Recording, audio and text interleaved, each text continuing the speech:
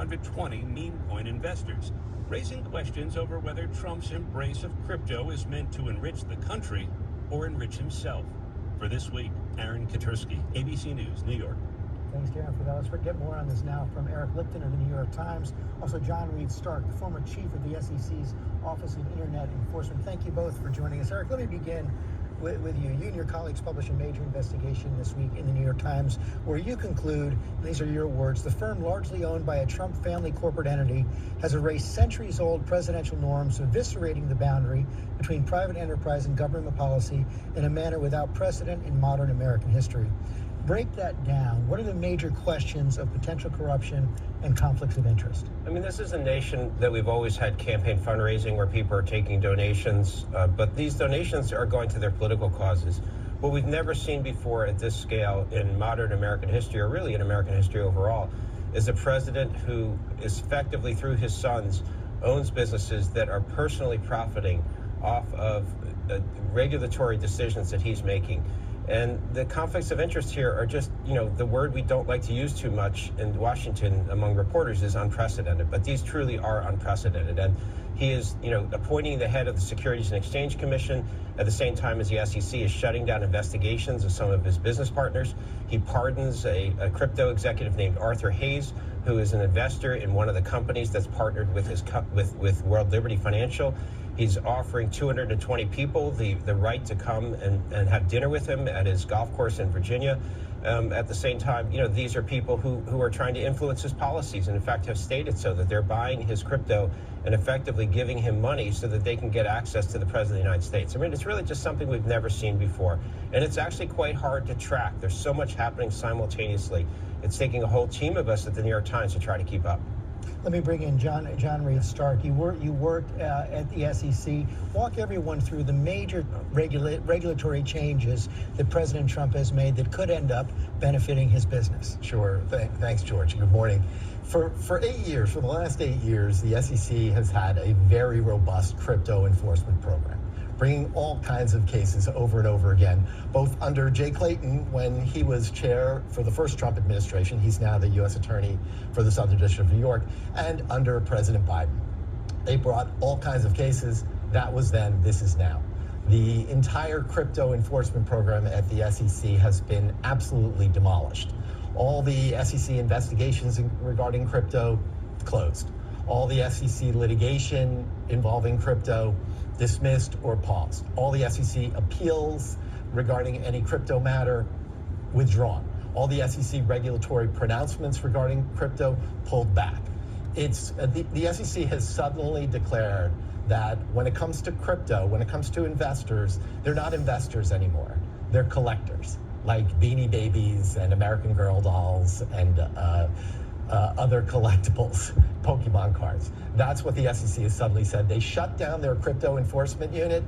Well, they didn't shut it down. They gave it a rename. They call it they've rebranded it, recalibrated it as the cyber unit. They took the person who was in charge of it and bringing all these cases, and they moved them over to the Office of Information Technology to fix printers. And I'm not making this So up. what is this likely to mean? Is this the Wild West now for crypto? Absolutely, because again, with all these entities who were being charged by the SEC, and remember, the SEC was winning all of those 200 or so matters that they brought. They won all of them in court. Every single Article 3 judge that has ever encountered the issues involving crypto has said that digital assets are securities. Now the SEC says they're suddenly not. So when you say the Wild West, it is. It's more like a Walking Dead post-apocalyptic anarchy, because all of these entities, there's no audits, no inspections, no examinations, no net capital requirements. There's no cybersecurity requirements.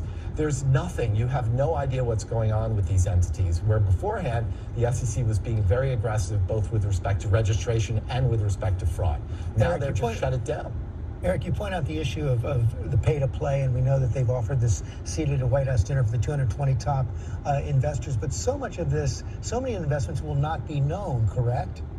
So many of the investors, investors, if they go to the dinner, will be known, but the way it works is that if you are through the middle of May, if you are bidding up in this game board type competition and your status, then you will secure a seat at this dinner that will happen in late May. human beings will have to show up, so we may not know who they are because we will not presumably be let into this dinner. But yeah, at that point, the names of the investors behind the blockchain number will be known, but at least to the Trump family.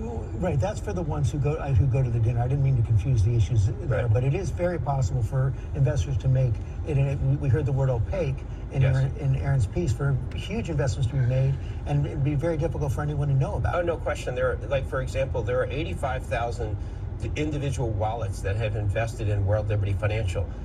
The company itself knows who those people are, but for the reporters and for the public, it's impossible to know unless you do a lot of detective work to try to look at that wallet, look at other investments they've made, and figure it out. So but what we know for sure is that there are investments coming in from all over the world, from Gibraltar in Spain, from Israel, from UAE, from places in particular the Cayman Islands that are designed to be obscure and countries that have loose financial regulations. And so there is foreign money going into the Trump family in large amounts, basically, in a way that, again, we just have never seen before in modern American history. John Stark, we're just about out of time. What, if anything, can be done about this? Well, I think this kind of pressure is important. When you think about the SEC's abdication of its mission, they can't disappear the federal courts. So the Article 3 judges that have all said that digital assets are securities, that's not going away. So it's clear that digital assets are securities. We know that they are, because even whenever I go out and talk about them or say anything negative, people will threaten myself, threaten my family, threaten to burn my house down. All of that will happen because I've said something negative. It wouldn't be true if I were talking about Rolex watches and Beanie Babies. So I think it's important. The states, the private sector, these decisions that have come down, they all still exist. So I think it's very important that the states take action, that individuals take action to wake up the SEC and say they can't abdicate their mission of investor protection. They just can't give it up, no matter what. Now, given this, President Trump did say he was going to do this, so he's keeping his promises. But I hope the SEC can be independent enough to say, we're not going to do that. Thank you both very much.